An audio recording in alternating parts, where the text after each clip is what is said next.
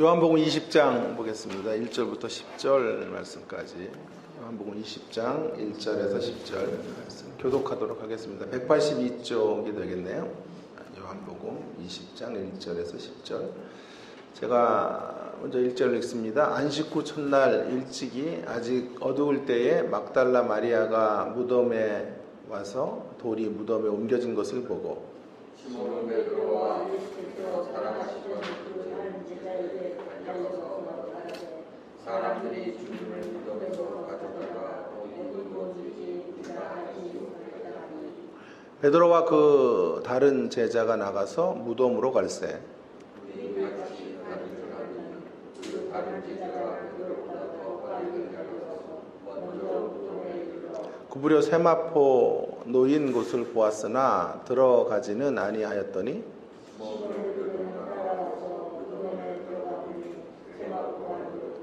또 머리를 쌌던 수건은 세마포와 함께 놓이지 않고 딴 곳에 쌌던 대로 놓여 있더라.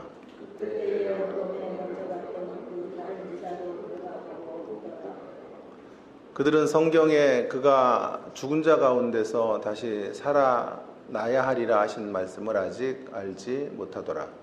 이에 두 제자가 자기들의 집으로 돌아가니라. 아멘.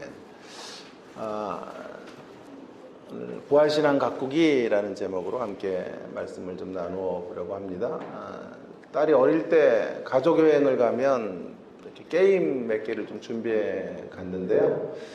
그 중에 많이 했던 것이 젠가라는 거 기억하세요? 뭐 블록들 이렇게 쌓아놓고 하나씩 빼가지고 마지막 그 사람이 뺄 때 무너지면 그 사람이 이제 순례가 되거나 하는 이런 게임인데요.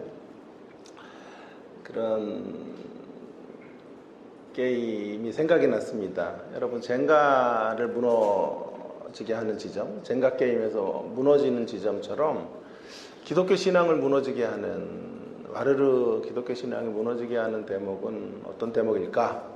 사람마다 다르겠지만 부활신앙이 결여될 때 기독교 신앙은 끝없이 추락하게 될 것이라고 생각합니다. 제 견해가 아니고 사도 바울의 견해입니다. 고린도전서 15장 17절에서 19절 말씀 보시면 그리스도께서 다시 살아나신 일이 없으면 너희의 믿음도 헛되고 너희가 여전히 죄 가운데 있을 것이요 또한 그리스도 안에서 잠자는 자도 망하였으리니 만일 그리스도 안에서 우리가 바라는 것이 다만 이 세상의 삶뿐이면 모든 사람 가운데 우리가 더욱 불쌍한 자니라. 여러분 부활이 없으면 우리의 믿음도 헛되고요. 우리는 죄 가운데 살다가 죽을 수밖에 없고 어쩌면 우리는 이 땅에서 가장 불행한 자예요. 세상 사람은 세상을 그래도 즐기다가 살다가 끝나는데 우리는 그것도 제약이 많지 않습니까? 그래서 반드시 부활이 있어야 되죠. 부활이 무너지면 젠가 게임에 그 쌓아놨던 블록들이 다 무너지는 것처럼 우리의 신앙의 모든 블록들이 와르르 무너지게 되는 것이죠. 그래서 부활신앙을 소유하는 것이 매우 중요합니다. 더 나아가서 그 부활신앙을 소유하는 것에 기초해서 부활신앙을 가꾸어가는 것이 중요하다고 생각합니다. 부활신앙을 가꾸어가는 문제를 좀 다루기 위해서 제일 먼저 좀 살필 것은 부활신앙과 부활의 상관성에 대한 논의를 출발점으로 삼겠습니다. 부활신앙을 제대로 키워가기 위해서는 부활신앙과 부활의 관련성이 어떤 것인지를 좀 기억해 봐야 되겠는데요. 이 둘의 상관성은 이런 말로 발명인가 발견인가라는 물음에 답하는 것으로 이제 우리가 해답을 얻을 수 있을 거라고 생각합니다. 모든 기독교 신앙, 특별히 그 중에 절정에 있는 부활은 발명하는 것은 아니죠. 일종의 발견인 거죠. 신앙은 발견하는 것이니까요. 그래서 발명이 아니라 발견이다 이렇게 이야기할 수 있겠는데요. 이게 무슨 말인가 조금 오늘 이 말씀의 결을 좀 잘 따라가면서 발명이 아니라 발견이라는 뜻이 무엇인지를 좀 생각해 보려고 합니다. 20장에서 요한복음 20장에서 부활의 이야기를 할 때 예수님은 안 계세요. 그죠? 예수님 부활하신 존재로 계시고 지금 인물들을 통해서 부활의 이야기들을 나열하고 있지 않습니까? 나름대로 이 등장인물들 세 사람은 나름의 부활신앙을 가지고 있는 사람들이죠. 그러나 그들 모두 온전한 부활신앙을 갖고 있지 않아요. 먼저 마리아를 보세요. 막달라 마리아라는 사람은 제일 먼저 안식 후 첫날 일찍이 안식 후 첫날 아직 어두울 때, 이런 구절이 문학적 복선인데요. 밤이라는 것, 여러분 요한복음을 제가 계속 이야기하면서 표면적 의미 이면에 또 깊은 의미도 있다 말씀을 드렸죠. 밤이라는 것, 또 여기 아직도 어두울 때라고 하는 건 아직도 그들의 상태가 그렇게 온전한 밝음으로 가고 있지는 않은 거죠. 어쨌든 그런 복선을 깔고 막달라 마리아가 무덤에 갔는데 돌이 무덤에서 옮겨진 거예요. 화들짝 놀랬죠. 누군가가 이제 예수님을 시신을 훔쳐갔다. 그런 일들이 많이 있었다고 하죠. 시신을 훔쳐가는 일들이 많았는데 그렇게 판단을 하고 돌이 옮겨진 것만 보고 베드로와 요한에게 달려가게 된 것이죠. 그녀가 첫 번째 부활신앙의 증인이 이제 되는 건데요. 그러나 그녀의 부활신앙은 온전하진 않죠. 주님이 부활했다고 믿기보다는 주님의 시신을 도난당했다라고 믿는 것이 그녀의 신앙의 태도예요. 2절에 분명히 나와 있잖아요. 사람들이 주님을 무덤에서 가져다가 어디에 두었는지 우리가 알지 못하겠다, 이렇게 이야기하고 있으니까 온전한 부활신앙은 여전히 아닌 거죠. 자, 그래서 두 사람에게 말을 했더니 마리아의 말을 듣고 베드로와 요한이 이제 빛의 속도로 무덤으로 달려갑니다. 요한이 먼저 달렸다 그러죠. 다름질하는데 요한이 달리기를 또 잘했던 것 같아요. 그래서 둘이 4절에 다름질하더니 그 다른 제자가 요한이죠. 그 다른 제자가 베드로보다 빨리 달렸어요. 많은 사람들이 추측하기로는 요한이 젊었기 때문에 아무래도 달리기가 빨랐을 거다, 이런 생각을 하는데, 이것도 굉장히 또 중요한 대목에 조금 있다가 한번 우리가 논의를 해보도록 하겠습니다. 어쨌든 현장에 제일 먼저 달려간 사람은 요한이에요. 요한인데 요한은 무덤 안으로 들어가지 않아요. 밖에서 무덤 안을 들여다볼 뿐 안으로 이제 걸어 들어가지는 않는 거죠. 그때 이제 무덤 안으로 들어간 제일 먼저 무덤 안의 현장을 목격한 사람은 베드로예요. 베드로. 그래서 큰 틀에서는 마리아가 첫 번째 부활의 증인이지만 실제적으로 무덤 안으로 들어가서 부활을 이제 간접적으로 목격한 사람은 베드로인 거죠. 베드로는 무덤이 비어 있고 예수님의 몸에 이렇게 쌓였던 세마포와 수건이 거기 놓여져 있다는 것을 알고 부활의 증거물로 그것을 보게 된 거예요. 6절과 7절에 보시면 그런 상황들을 묘사하고 있는데요. 그러나 베드로가 이런 상황 속에서 어떻게 반응했는지, 부활에 대한 그의 신앙의 고백이 정말 선명하게 드러났는지는 함구하고 있어요. 역시 베드로도 이 함구의 모습은 베드로도 역시 적극적 부활신앙을 갖고 있지 못했다라고 우리는 증거해주고 있는 것이 아닌가, 얼마든지 그렇게 추측할 수 있겠죠. 오히려 이제 먼저 달려갔던 요한은 들어가진 않고 있다가 이제 다시 주도권을 쥐게 됐죠, 요한이. 그래서 8절에 보시면, 8절에 근거해 보면 그때 무덤에 먼저 갔던 그 다른 제자도 들어가서 보고 믿더라라는 단어를 이제 비로소 여기 쓰고 있는데요. 부활을 믿었던 세 사람 가운데 부활을 가장 확실하게 믿었던 사람은 요한이에요. 요한. 여기 이 구절이 좀 어려운 구절이에요. 무덤에 들어갔던 다른 제자도 그 다른 제 들어가 믿다. 뭘 믿었는지 주어가 없어요. 부활을 믿었다는 말인지, 마리아가 누가 시신을 훔쳐갔어요 라고 하는 말을 믿었다는 건지, 그래서 후자를 믿었다고 하는 사람이 한 3분의 1 정도, 예수님 부활을 믿었다는 사람이 한 3분의 2 정도, 학자들의 견해들이 이제 갈리게 되는데요. 많은 분들이 이야기하는 것처럼 예수님의 부활을 믿었다라는 쪽으로 해석하는 것이 조금은 더 타당해 보입니다. 추측할 수 있는 것은요, 요한이 믿을 때 베드로가 맞장구를 쳤을 거예요. 그래, 그럴 가능성이 높지, 이 정도의 응대를 베드로가 하지 않았을까, 우리는 추측할 수 있겠는데요. 여기 예수님 무덤에 안 계시고 예수님을 이렇게 예수님 몸에 두르고 있었던 세마포와 수건이 없으니, 그것이 잘 개져 있으니 예수님 부활하신 거지, 다시 살아나셨을 거라는 것으로 추정할 수밖에 없지 않아?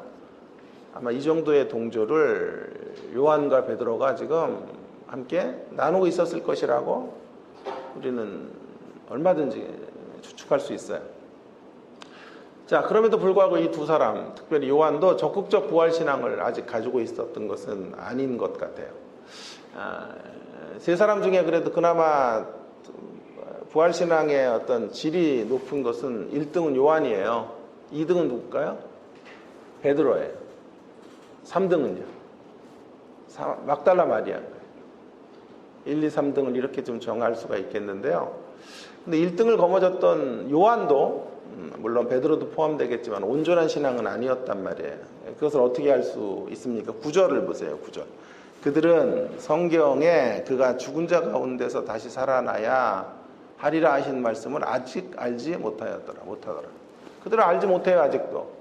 죽은 자 가운데 성경이 말하고 있는 그 가치를 따라서 부활했다라고 생각하지는 못했을 거라고 증언하고 있는 거죠. 한마디로 요한이 부활을 믿었던 것 같고, 베드로가 어떤 의미에서 그것에 일정 부분 동조를 했을 것 같은데, 그럼에도 불구하고 9절에 비달해서 본다면 그들은 여전히 성경이 말하는 것처럼, 성경이 증언하는 그 구속사적 의미로서의 부활을 믿은 것은 아니다라고 하는 것이죠. 부활을 믿었지만, 예수님 없으니까 부활한 거야, 살아나신 거야를 믿었지, 성경이 그동안 강조했고, 성경이 예수님이 말씀을 통하여 끊임없이 재차 언급하셨던 부활의 의미를, 부활의 구원적 의미들을 혹은 구속사적 의미들을 받아들인 것은 아니었다라고 하는 것이죠. 세 사람 가운데 가장 적극적이고 긍정적인 요한의 부활신앙도 역시 무덤이 비어있고 세마포와 수건이 고스란히 이렇게 흐트러지지 않은 채 잘 처음 쌌던 그대로 놓여져 있는 것을 보니까 어찌하겠어, 부활이 맞는 거지. 다른 무엇이 있겠어, 부활한 것이지. 이 정도의 부활신앙인 거죠. 이런 결로 읽을 수 있어야 돼요, 이 본문의 이야기를. 왜 이런 글의 형식과 꼴을 가지고 글이 기록되어져 있느냐라고 하는 게 매우 중요해요, 성경을 읽을 때. 성경의 내용만큼 중요한 게 형식이에요. 왜 그런 형식 가운데 글을 담았느냐. 모차르트의 음악 내용만큼 중요한 게 그 형식이죠. 형식과 내용은 구분될 수는 있지만 분리될 수는 없는 거죠. 그러니까 왜 이런 이야기들을 이렇게 담아서 부활의 이야기를 할까 하는 것들을 우리가 눈여겨볼 필요가 있는데요. 어쨌든 성경은 지금 부활신앙에 대한 소상한 의미와 뜻을 성경적 가치로 이 세 명의 제자들이 알고 있었다고 말하고 있는 것은 아니에요. 그건 분명해요. 9절의 말씀을 통해서. 근데 이 세 사람을 이렇게 세워 놓으셔서 부활의 이야기를 펼쳐가고 있는 이유가 있어요. 예수님의 부활만 강조하면 되는 거지 않아요? 예수님 부활하셨다 이렇게 이야기하는 것이 초점일 텐데, 성경은 지금 인물들의 이야기들을 통하여 부활을 간접적으로 증언하고 있는 것이죠. 우리에게 부활에 대해서 어떤 메시지를 던져주고 있는 대목을 우리 여기서 살펴볼 필요가 있어요. 그 교훈이 뭔가요? 그 답이 이거예요. 오늘 본문이 강조하려고 하는 바는 그들의 부활신앙이 부활을 만들지 않았다라는 것을 강조하려고 하는 거예요. 부활신앙이 부활을 만든 것이 아니에요. 닭이 먼저냐 달걀이 먼저냐 하는 시각에 따라 논쟁이 많이 되는 이런 싸움이지만, 자, 부활에 있어서 부활이 먼저인가 부활신앙이 먼저인가는 명확하죠. 뭐가 먼저입니까?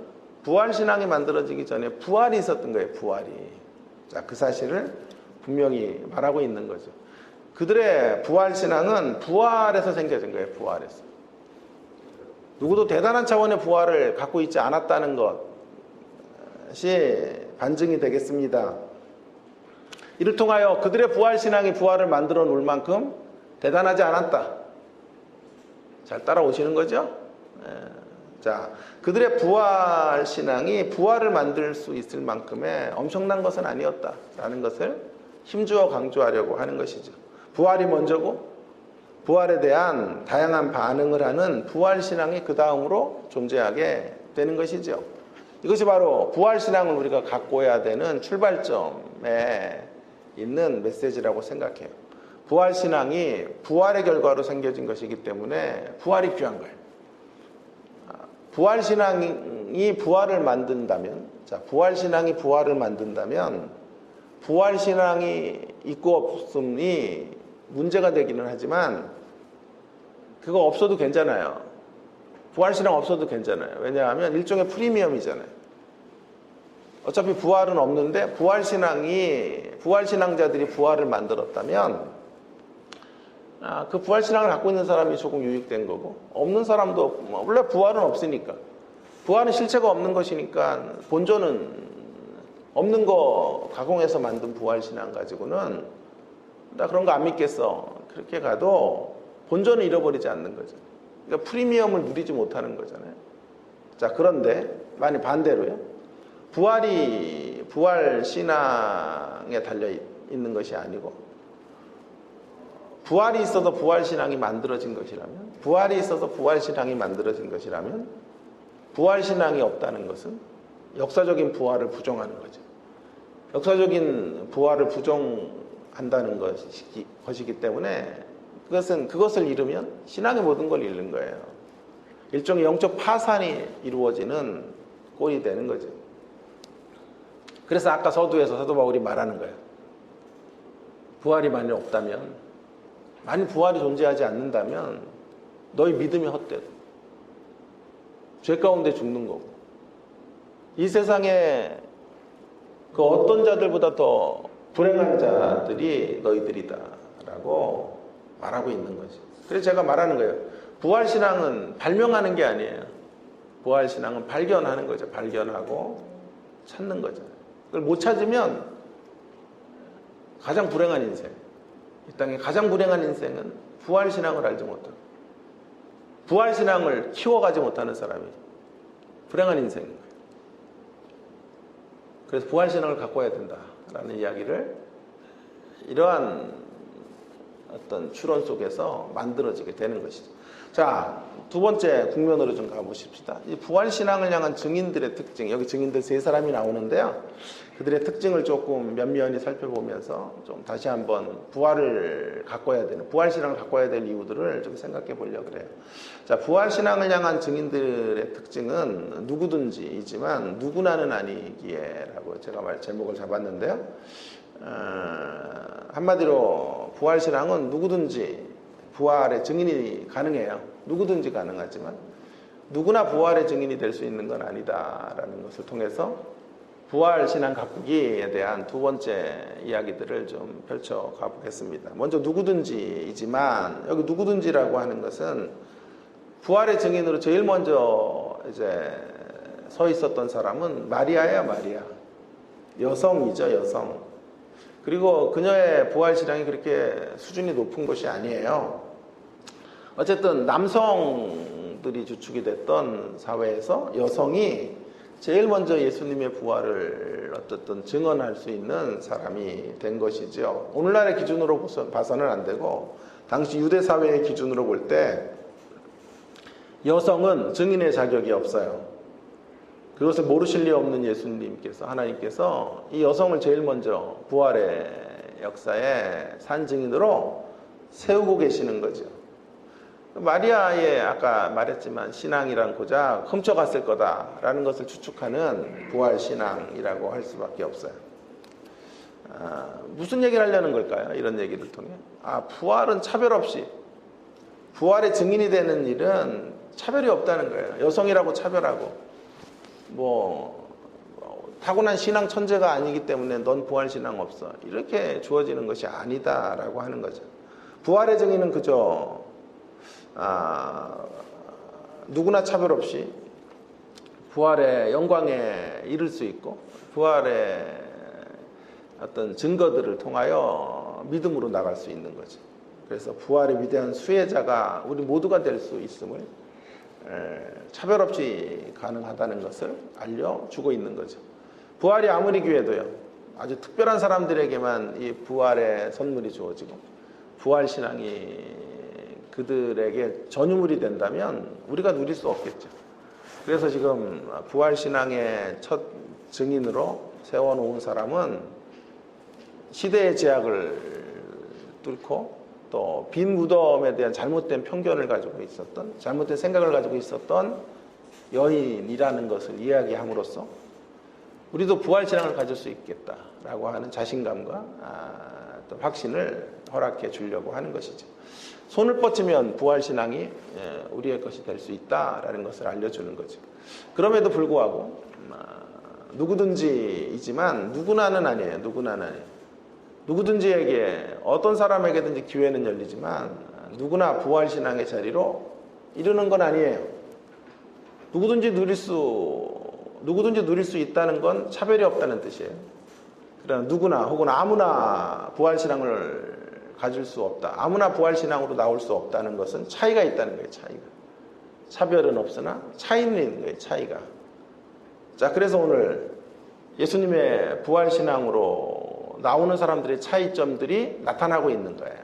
차이가 있는 거예요. 차이가. 정도의 차이가 있고 또 부활 신앙을 아무리 말해도 받아들일 수 있는 사람과 받아들일 수 없는 사람의 차이점도 있는 거예요. 만일 누구나 부활 신앙으로 나올 수 있다면 만인구원설이에요. 만인구원설이죠. 모든 이들이 다 부활에 이른다는 것을 믿는다면 모든 이들의 구원이 보장이 되는 것이 아닙니까? 오늘 본문의 흥미로운 대목은 부활과 관련해서 인물들의 부활 신앙의 정도가 수준이 차이를 드러내면서 소개되어져 있다라고 하는 것이죠. 여러분, 이런 대목들을 우리가 성경 읽기에서 놓치면 성경 읽기의 영적 손실이 너무나 커요.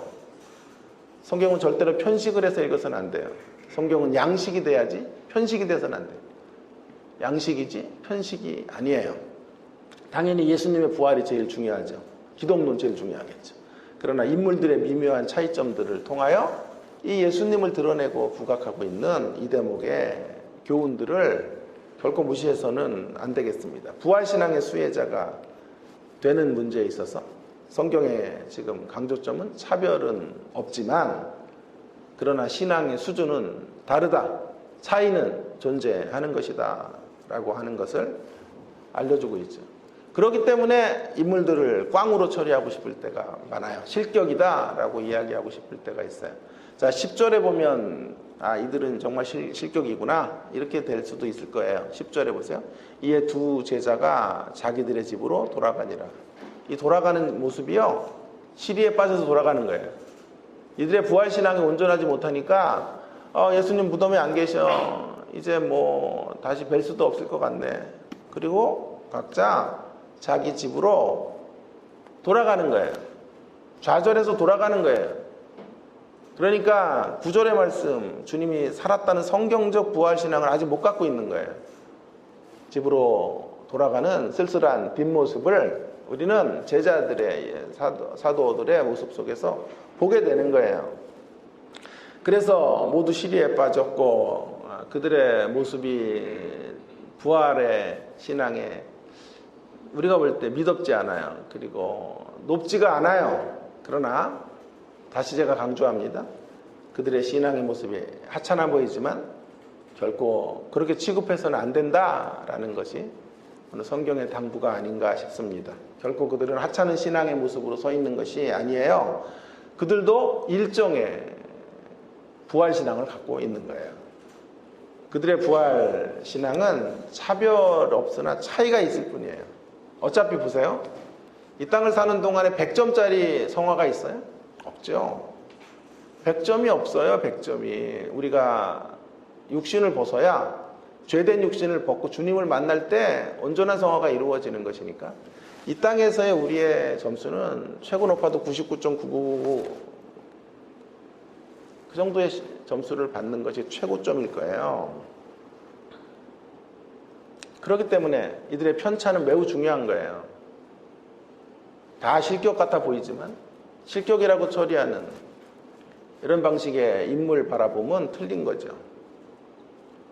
이러한 메시지, 이걸 무시하면 안 돼요. 막달라 마리아에게서 베드로의 자리로 가야 된다고 말해야 돼요. 우리는 베드로의 자리에서 요한의 자리로 나가야 한다 라고. 물론 하나님의 은혜를 기초해서, 물론 하나님의 하나님 되심을 기반으로 해서 우리 이런 얘기를 충분히 할 수 있다고 생각해요. 그것이 저자를 존중하는 오직 성경의 자세가 아니에요. 저자가 그런 얘기를 해놨는데 그것이 없다고 말하는 것은 올바른 성경 읽기가 아닌 거죠. 비록 그들의 부활신앙의 무결점은 아니지만 그렇다고 싸잡아 비판할 수 있는 그런 신앙이 아니에요. 자, 보세요. 비록 부족했지만 부활신앙의 자리로 나가는 데 있어서 막달라 마리아는 향품을 준비하고 있잖아요. 얼마나 귀한 거예요. 다 향품을 준비했어요? 아니요. 마리아가 향품을 준비했다고요. 주님을 향한 정성을 갖고 있었던 거죠. 베드로가 열심히 달려가 제일 먼저 용감하게 무덤 속으로 들어가죠. 이게 하찮은 일이에요. 자, 요한은 더 은혜스러워요. 요한은 베드로보다 젊었으니까 먼저 갔죠. 먼저 갔는데 앞섰죠.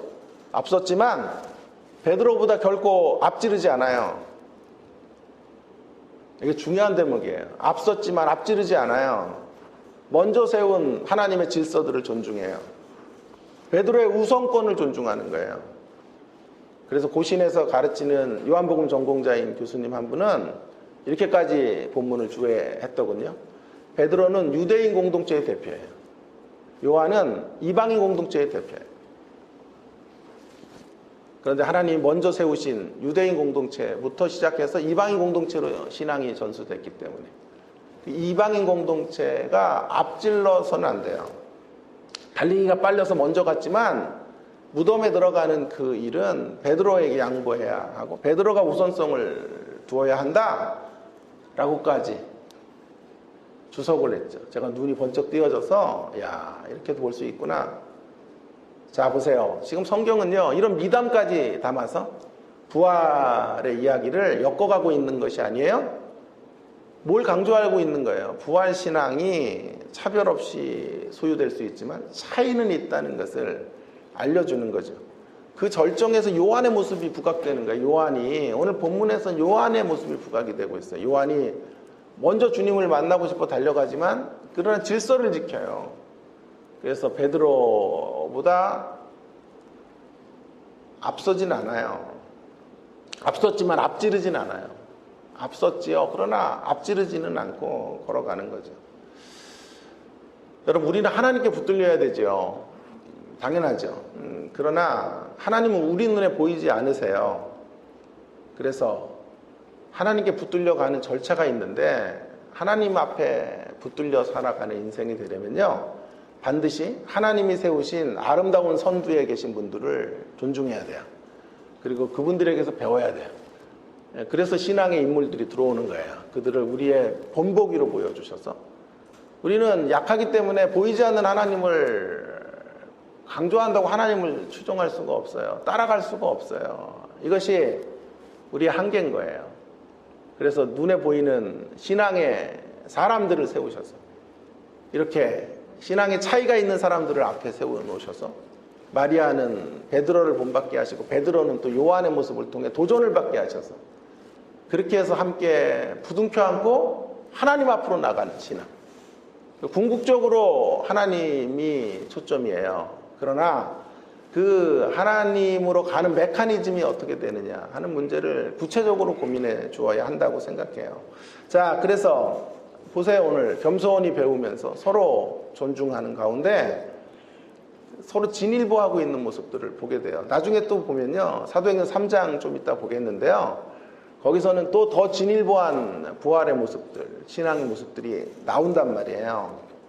자, 여러분, 부활신앙을 가꾸는 데 있어서 선두에 서 있는 신앙을 본받는 문제를 함께 이야기하면서 질서를 지키는 문제도 함께 들어가면서 그것과 함께 부활이라는 주제를 엮어가고 있는 거예요. 저는 이걸 존중해야 된다고 생각하는 사람인 거예요. 자, 지난주에 제가 주일 예배를 마치고 식당에서 우리 서 목사님, 서정권 목사님하고 대화를 어떻게 나누게 됐어요. 대화 나누다가 대화가 좀 길어졌는데요. 또 평소에 늘 존경하고 배우고 싶은 제가 그렇게 고백하는 분들이 사실 많이 없어요. 그래서 근데 그런 분이에요. 제가 두 가지 감동했는데요. 하나는 대화 중에 미국의 이제 한인교회들이 원로 목사들을 세우는 거를 싫어하잖아요. 굉장히 철저하죠, 그런 거에. 그래서 우리가 월급 줬는데 은퇴하면 끝이지 무슨 원로 목사를 세워. 뭐 이런 식의 이제 어떤 정서가 미국 한인교회들의 정서예요. 저도 한인교회 몇 년, 한 7년여 한인교회를 섬겼고 담임도 될 뻔하고 했어서 비상사태에 2년 또 목회도 하고 그랬던 경험이 있어서 한인교회가 어떤 모습인지 잘 알죠. 우리나라 70년대, 80년대 초의 모습들. 목사는 다 가난해야 되고 고생해야 되고 이런 멘탈이 가득한 것. 그런데 목회를 잘 하셔서 제가 사족을 붙이는 거예요. 은퇴하실 쯤에 원로 목사로 추대를 한 거예요, 교인들이. 그런데 목사님이 나오실 때 그거를 거부하시고 뭐라 그래요? 그걸 고사하시고 이 고급 단어가 이렇게 생각이 안 나요. 제가 천박하다 보니까 자 그래서 고사하시고 아무것도 교회로부터 받지 않겠다고 하고 한국에 오셔서 우리 교회를 섬기게 되셨다는 거예요. 그 이야기를 전에도 한번 들었는데 한번 이야기하시면서 그러나 후배들에게는 연금을 다달이 좀 이렇게 저걸 해서 교회가 시스템으로 만들어서 은퇴할 때 그냥 빈손으로 나오지 않고 어떤 응급제도 같은 것들을 교회 안에서 좀 개별적으로 해야 될 것을 건의하고 나오셨다 이런 얘기를 해서 은혜가 됐고요. 또 하나 은혜가 됐던 대목은 뭐냐면 올 11월, 12월에 이사를 하신다고 해요. 지금 편하긴 하지만 이렇게 지하철에서 한참 또 들어가야 되기 때문에 어디를 나오는 게 좀 불편하시다고 해서 거기 가까운 곳에 광주시청 있는 곳에 광주 사랑의 교회 이렇게 있는 곳에 집을 사시려고 하는데 역세권이다 보니까 지금 사시는 데보다 2억 정도가 비싸다 그래요. 그래서 전에 가족들이 왔을 때 언뜻 그런 이야기들을 교통이 조금 편한 데가 좋겠는데 이런 생각을 살짝 비쳤는데 참 은혜가 되는 대목은 사위가 돌아가서 전화를 했대요. 제가 2억을 드릴 테니까 빨리 그 아파트를 사셔서 이사를 하시는 게 좋겠습니다. 그렇게 이야기를 했다 그래요. 그러면서 이제 편지를 보여주세요. 사위가 영어로 보낸 편지 내용을 글을 이제 저에게 읽어주시면서 해석까지 해주시. 해석은 제가 할 줄 아는데 어쨌든 해석까지 이렇게 해주시면서 말씀해 주시는 거예요. 사모님이 이런 신세를 져도 되겠나 이렇게 했더니 참 이 사위가 대단하더군요. 이렇게 편지를 쓴 거예요. 저는 통로입니다. 저는 통로라고 생각합니다. 이건 제 돈이 아니라 하나님이 위탁해 주신, 흘려보내라고 주신 것들이기 때문에 당연히 흘려보내는 것입니다. 앞으로도 필요한 것이 있으시면 애둘러서 말씀 절대로 하지 마시고 그럼 기회를 놓치니까 직접 말씀해 주시면 제가 할 수 있는 최선을 다해서 기회를 놓치지 않도록 하겠습니다. 라고 이야기하는 거예요. 얼마나 감동을 받았는지 몰라요. 그래서 그 이야기를 듣는 순간 제가 마음속으로 기도했잖아요. 주님, 주나의 사익감으로 이런 녀석이 아니라 죄송합니다. 이거 저기 지워주세요. 녀석이랑 큰일 나요. 그러면 완전히 이런 분을, 이런 믿음의 사람을 보내주십시오. 좋은 직장 없어도 괜찮으니까 이런 신앙의 사람이라면, 이런 가치의 사람이라면 좋겠습니다. 그리고 또 기도했어요. 이왕이면 좋은 직장도 있고 이런 신앙도 있으면 좋겠습니다. 더 땡큐죠, 그러면. 네? 직장도 이게 직장도 좋으니까 또 2억이라도 드릴 수 있는 것이 아니에요. 물론 저도 딸을 잘 키워야죠. 도둑놈 심보로 좋은 사람만 얻으려고 하면 안 되고 저도 믿음으로 잘 가꾸어내야 되겠죠. 월요일날 제가 수업에 가서 이런 이야기들을 우리 학우들에게 했어요. 이런 목사님과 내가 동역하는 사람이야. 이것들아, 고개 수구리라고 내가 하면서 내가 자랑을 했더니 많은 학생들이 박수를 치고 환호성을 지르고 아멘을 연발하는 모습을 제가 보았습니다. 그럼 저도 이렇게 살고 싶어요. 이렇게 좋은 본보기, 이런 귀한 목사님의 토대 위에서 더 진일보하고 싶어요. 더 신앙을 키워가고 싶어요. 여러분, 한국교회가 무슨 화려한 이력이나 대단한 사역을 감당하신 분들에 의해서 이끌려갔다고 저는 생각하지 않아요. 그분들은 이 땅에서 영광을 다 받았기 때문에 하나님 나라 안에서는 영광이 없을 거예요, 별로. 이렇게 보이지 않는 곳에서 신실하게, 조용히 하나님 나라의 가치를 실천하고 실현해가는 분들을 통해 한국교회는 아직도 무너지지 않고 건재하게 이렇게 세워져 가고 있다고 확신합니다. 여러분, 부활신앙으로 다시 돌아오면요, 부활신앙이 무너지지 않아야 돼요. 부활신앙을 잘 가꿔야 돼요. 부활신앙이 우리에게 차별 없이 주어지지만 차이가 있어요. 차이가 있어요. 우리는 서로를 보며 부활신앙의 차이점들을 자꾸 만들어 가려고 노력해야 돼요. 나보다 더 나은 사람들 존중하고 앞선 질서들을 존중하고 그렇게 배우고 익히고 그러면서 우리의 신앙의 세계들을 점점 도약해가는 자리로 가야 되는 것이죠. 하나님은 직접 대면할 수 없는 존재들이기 때문에, 없기 때문에 그런 아름다운 선두에 서 계신 분들을 우리 앞에 세우셔서 가까이에서 보게 하시고 가까이에서 간증을 듣게 하시고 그 간증으로 역시 하나님 살아계셔. 이렇게 기득권을 다 포기하니까 하나님 어쨌든 채워주시는 이 하나님의 놀라운 역사를 보며 다시 하나님을 만나게 되는 거예요. 그러므로 너무나 소중한 거예요. 인물의 가치는. 누림에 있어서 차이가 있기에 우리의 부활신앙을 더 진실된 자세로 가꾸어 가야 돼요. 몸부림칠 때 풍성해지는 거예요. 자, 부활신앙을 사수하는 길. 세 가지 빨리 이야기할게요. 첫째, 외적 증거로. 그럼 부활신앙을 사수하는 게 무엇보다도 중요할 거예요. 가꾸려면 사수해야 가꿀 거 아니에요. 그죠? 끝까지 사수해야 돼요, 부활신앙. 자, 첫째로는 외적 증거로 부활신앙 확보하기. 이런 거죠. 뭐 무덤이 비었다. 무덤이 비었으니까 추론하면 무덤이 비었는데 세마포도 쌓여있는 그대로 있고, 자, 수건도 그대로 있는 거예요. 누가 도굴해 갔다면, 누가 훔쳐 갔다면 막 그런 거 너저분하게 떨어져 있겠죠. 근데 예수님을 이렇게 처음 쌌던 그 모습 그대로 거기 존재하고 있는 걸 보면, 이런 증거들을 보면 예수님은 부활하신 게 맞다. 이런 걸 가지고 우리는 세상 가운데 객관적인 예수님의 부활을 증거할 수밖에 없는 거예요.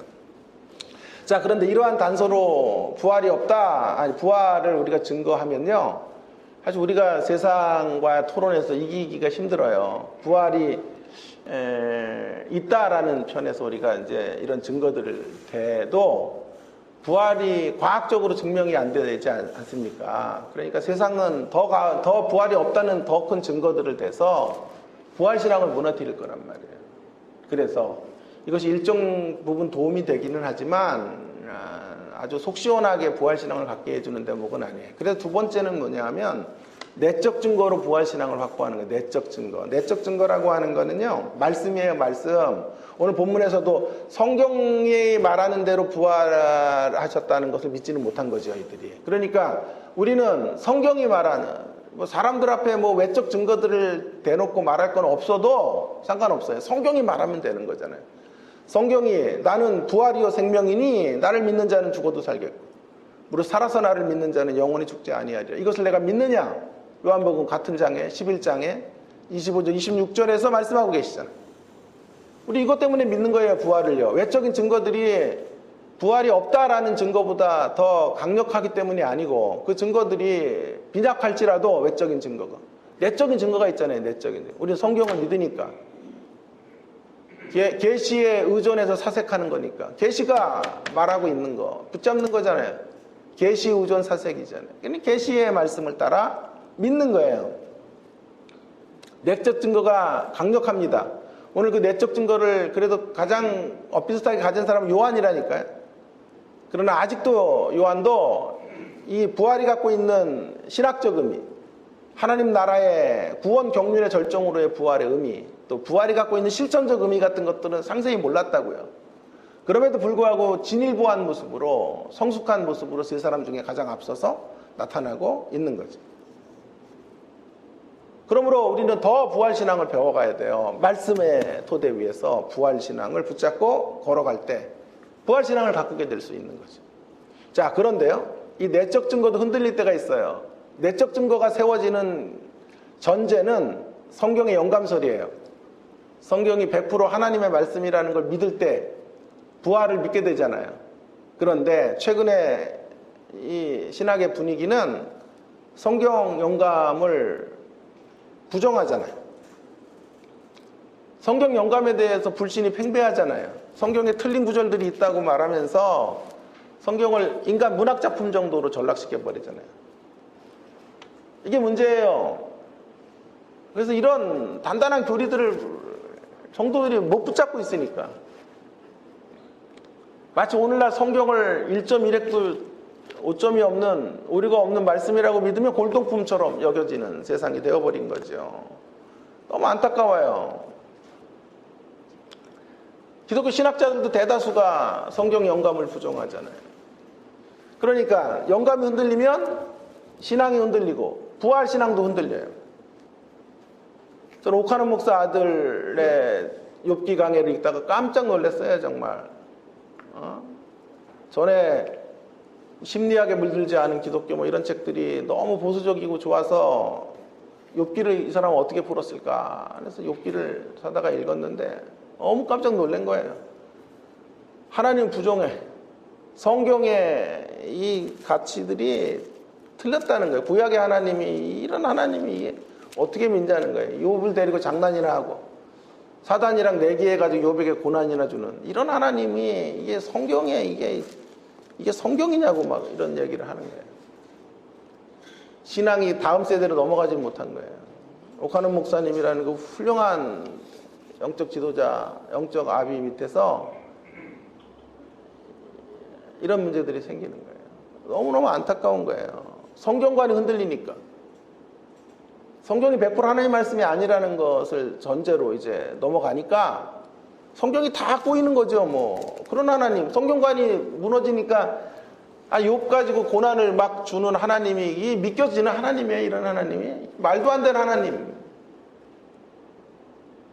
인간을 놀이개로 만드는 하나님이라고 막 거기다가 적어놓은 거예요. 여러분 예수 믿다가 이렇게 돌아서니까 이게 더 무서워요. 더 무서워. 불신자들이 하는 이야기보다 더 강력해요.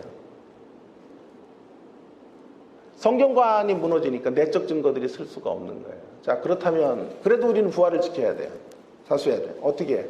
마지막 필살기가 하나 남아있어요. 그것은 개인적인 신앙으로 부활신앙 확보하기. 개인적인 신앙. 여러분 우리의 가설 혹은 우리의 외적 증거들이 다 먹히지 않을 때에도 내적 증거가 사라지고 성경 틀린 책이야, 성경 하나님 말씀 아니야 라는 것들이 시대의 대세가 된다고 해도 우리는 결코 물러설 수 없어요. 물러서지 않을 거예요. 그때 마지막으로 남는 마지막 보루는 개인적 신앙이에요. 사람들이 우리 개인적 신앙으로 부활을 믿는 것은 주관적이라고 비판할지 몰라요. 그래도 상관없어요. 우리는 그 어떤 경우에도 부활신앙을 고백하고 살아가야 합니다. 사실 부활을 믿는 우리를 주관적이라고 비판하는 세상 사람들도 역시 주관적이에요. 차이는 우리는 부활을 믿는 쪽으로 주관적 신앙을 갖고 있는 거고 세상은 부활을 믿지 않는 쪽에서 주관적 신앙을 갖고 있는 거예요. 부활을 믿는 것도 신앙이고 부활을 안 믿는 것도 신앙이에요. 다시요. 부활을 믿는 것도 신앙이고 부활을 안 믿기로 결정한 신앙인 거예요. 우린 믿기로 결단한 신앙이고. 그러니까 주관적 비판을 받아도 우리는 이 부활신앙을 포기할 수 없어요. 우리의 부활의 외적 증거들이 다 설득이 되지 않아도 상관없어요. 천만인이 부활이 없다고 주장해도 관계없어요. 성경의 영감들이 영감서를 다 부정하고 성경이 하나님의 책이 아니라고, 그것이 이 시대에 100명이면 99명이 그런 길을 가도 우리 혼자 그런 자리에서 저는 부활의 신앙을 신앙적으로, 개인적 신앙의 고백으로 믿고 나가겠습니다. 우리는 그 길을 선택해야 되고, 우리는 그 선택에 후회가 없어요. 왜요? 왜 부활이 이렇게 중요하냐고요. 부활이 왜 이렇게 사활을 걸고 지켜야 되는, 사수해야 될 것들, 부활신앙을 왜 갖고 해야 될까요? 결론이에요. 부활신앙을 갖고 해야 되는 이유는 딱 한 가지예요. 부활이 있어야 삶의 변화가 있기 때문이에요. 부활이 있어야 삶이 변화돼요. 부활신앙을 가져야, 그리고 그 부활신앙으로 자라야 우리의 존재가 바뀌어요. 변화돼요. 자, 부활신앙이 미미했었죠. 여기 베드로가. 그러나 오순절을 경험하고 예수님 부활을 목격하고 오순절 경험하고 약진해요, 베드로가. 그래서 사도행전 3장으로 가면요, 안진뱅이를 베드로와 요한이 고치는데 이제 주체가 베드로가 돼요. 여기 주체는 요한이었죠. 베드로가 잘한 거예요. 그 차이가 있는 부활신앙을 키워낸 거예요. 그래서 선의의 경쟁을 하는 거예요. 지금 베드로와 요한이 엎치락뒤치락 하면서 앞서 달려가고, 베드로를 먼저 앞서 들어가게 하고, 그리고 나서 다시 또 베드로가 앞에서 치고 나가고, 또 뒤에서 보필하고, 아름다운 선의의 경쟁. 마치 서목사님과 제가 선의의 경쟁을 하도 그렇게 이것도 빼세요, 이것도 빼세요, 이것도 아닌 것 같아요. 자, 어쨌든 그런 아름다운 모습으로 서로 엎치락뒤치락하며 그렇게 하나님의 역사들을 위해 쓰여지는 거예요. 이것이 베드로의 내적 변화의 결과가 아니에요. 내적으로 변화된 것이 외적으로 흘러넘치는 거죠. 부활신앙이 있어야 변화를 만들 수 있어요. 부활신앙이 없으면 우리는 허무와 상처와 아픔과 좌절을 박차고 일어날 수가 없어요. 부활신앙이 있어야 허무가 변하여 부활신앙이 있는 자리에서 충만이 생기고, 상처가 변하여 회복이 생기고, 아픔이 변하여 치유가 만들어지고, 좌절이 변하여 희망이 될 줄로 믿습니다. 그런 부활신앙 사수하십시다. 부활신앙이 계속 자라도록 하십시다. 힘든 현실 앞에서 쉽게 꺾이지 마세요. 부활신앙이 있으니까 꺾이면 안 돼요. 아무리 외롭고 아무리 고단하고 아무리 피곤해도 우리 일어설 수 있어요. 우리 다시 시작할 수 있어요. 부활신앙이 있기 때문에. 그것으로 날마다 부활의 날개짓을 하는 저와 여러분 되기를 간절히 바랍니다. 우리의 생각들이 부활로 가득 차기 바라요. 부활. 그리고 우리의 입술에서 부활의 언어들이 끝없이 솟아나올 수 있기를 바랍니다. 격려하고 위로하고 잘 될 거라고 외쳐주고, 우리의 궁극적 자리가 승리의 자리라고 격려하고, 이 또한 신앙 안에서 지나갈 수 있다고 말해주면서 부활의 언어들로 부활의 공동체를 이루어가는 주님의 십자가 교회 되기를 주의 이름으로 축원합니다. 함께 통성으로 같이 기도할까요? 오늘 주신 말씀 기억합니다. 부활신앙을 가꿔야 합니다. 부활신앙이 없으면 우리는 세상에 어떤 자보다 불행한 자예요. 불쌍한 자예요. 부활신앙을 가지고 살지 못하면 우리 믿음도 헛되고 신앙도 헛돼요. 우린 죄 가운데 살다가 죽을 수밖에 없는 가련한 인생이 되고 말아요. 부활신앙 차별은 없지만 차이가 있어요. 키워내야 된다 이 말이에요. 하나님을 직접 보면서 우리 믿음의 길을 걷지 못하기 때문에 믿음의 선두에 서 있는 분들을 소중히 여기면서 그들에게 배워가며 신앙생활 해가야 돼요. 그렇게 하나님을 끌어안고 어떻게 하든지 외적 증거들을 붙잡고, 외적 증거가 빈약하면 내적 증거 붙잡고, 내적 증거도 흔들릴 때는 개인적 신앙의 근거들을 가지고 어찌하든지 부활신앙을 여러분의 것으로 만드셔서 변화를 만들기 바랍니다.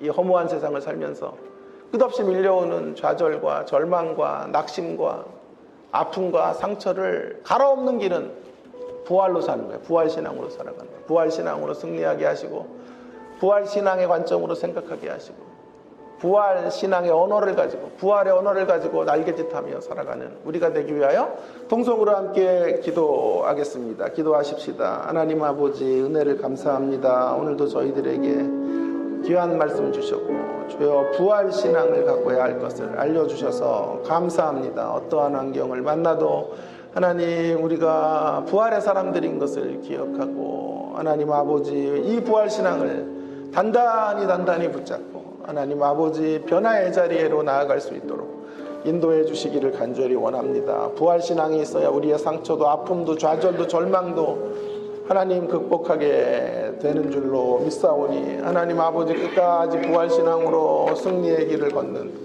우리가 되어지기를 간절히 원합니다. 부활신앙으로 하나님 허무가 하나님 변화되게 하셔서 충만함의 자리에 이르게 하시고 상처가 변하여 회복이 있게 하시고 아픔이 변하여 치유가 강같이 흘러가게 해주시고 좌절이 변하여 희망의 하나님 새 역사들이 펼쳐져 가도록 하나님 인도하여 주시기를 원합니다. 끝까지 부활신앙을 사수하고 계속 부활신앙을 가꾸고 자라게 해서 하나님의 위대한 역사 속에 쓰임받고 하나님 힘있고 능력있게 이 땅을 살아가는 하나님의 자녀들로 하나님 우리 모두가 설 수 있도록 은혜를 베풀어 주시고 역사해 주시기를 원합니다. 우리를 부활신앙의 공동체로 하나님 불러주셔서 감사합니다. 주님의 십자가 교회 안에서 하나님 아버지 부활의 권능으로 일어서고 부활의 능력으로 새로워지는 우리의 모든 모습들이 될 수 있도록 은혜를 베풀어 주시고 함께하여 주시기를 원합니다. 주여 도와주시옵소서. 이 민족을 부활신앙의 모습으로 다시 살려주시고 하나님 아버지 이 땅의 교회들을 다시 한번 주님의 부활하심의 역사로 다시 일으켜 세워주셔서 하나님 아버지 부활신앙이 강같이 흘러가는 역사들이 우리 가운데 펼쳐져 가도록 인도하시고 역사하여 주시옵소서. 부활신앙으로 절망도 아픔도 상처도 좌절도 하나님 아버지 우리 안에 있는 모든 트라우마도 넘어서서 하나님 온전한 변화의 자리로 나아갈 수 있는 저희들이 되도록 함께하여 주시옵소서. 하나님 아버지 오늘도 귀한 생명의 말씀을 저희들에게 주셔서 감사합니다. 부활이 없다면 부활신앙이 없다면 우리의 믿음도 헛되고 우리는 죄 가운데 죽을 수밖에 없고 이 땅에 인생 중에 가장 불쌍한 자인 것을 하나님 우리가 다시 한번 깨닫습니다. 부활신앙을 사수하는 저희들 되게 해주시고 부활신앙을 아름답게 가꾸어 나갈 수 있는 저희들의 모습들이 되도록 주님 은혜를 베풀어 주시기를 간절히 원합니다. 부활신앙으로 변화를 만들어 이 땅을 이 허무한 세상을 살게 하여 주시옵소서.